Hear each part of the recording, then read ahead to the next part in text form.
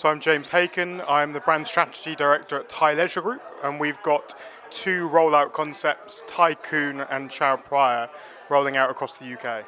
Lots keeping us busy at the moment. We've got one site launching every 5 to 6 weeks across the UK. Chow Prior, which is our contemporary dining brand, sits a little bit higher up the market, and we are rolling out both heritage and rooftop concepts. The rooftops are a little bit more modern in feel.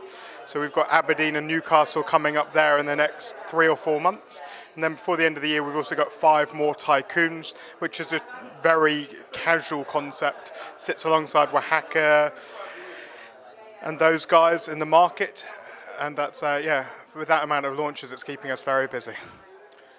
So from a global perspective, I guide a lot of study tours and do a lot of work with other people around the world. And I would say that the key challenge and trend in the sector is still around the chef recruitment stuff, and is still around making sure that we keep professional standards as the sector continues to grow.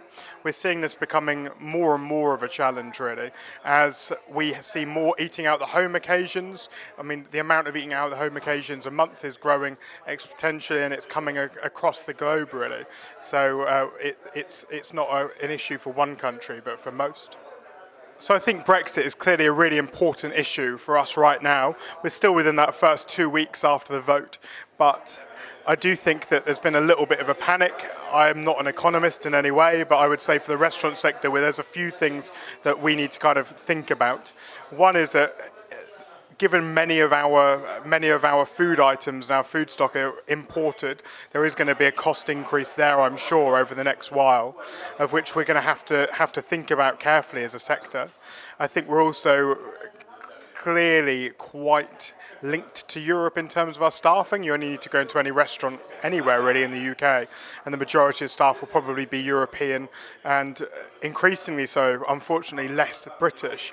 But I think that means that we're going to have to start thinking more about how we make it a career, the hospitality sector a career in our sector, because otherwise we're going to have continued ongoing issues, really.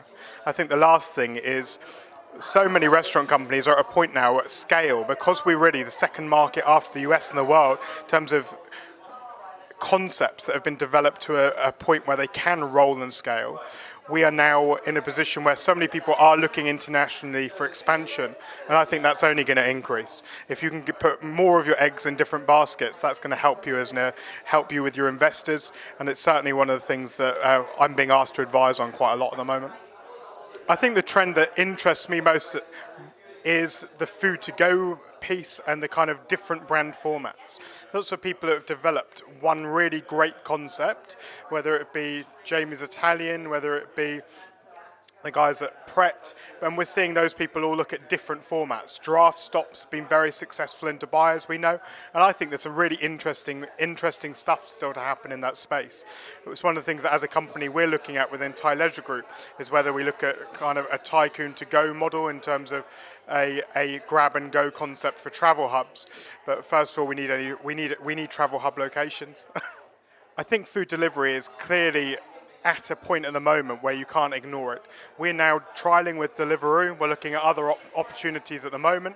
We're looking at potentially 4, 5, 6 grand per site increase in revenue there. So it's not insignificant. I think though we're going to see more players enter the market. I think it'll be interesting to see what happens there. Uber Eats obviously launched very recently. I understand that Just Eat are doing more in terms of the higher end. So one to watch. What I don't think we've hit any kind of space at any key point at the moment of making a decision is on mobile technology in restaurants or in bars. There's a number of players in the marketplace. I know the guys at Flypay very, very well, but what we're not seeing is we've not seen any one provider come out at the forefront, and I think that what that means given we're talking about a 4 or 5 times a year maximum visit of a casual dining restaurant for most, I think that you are looking at whether or not people will download your app, and I think we will see Apple Pay and stuff like that continue to grow, but whether or not we're going to see one provider come out in the next 6 months or so is yet to see. I think we're a good year, 18 months away from one provider in that space.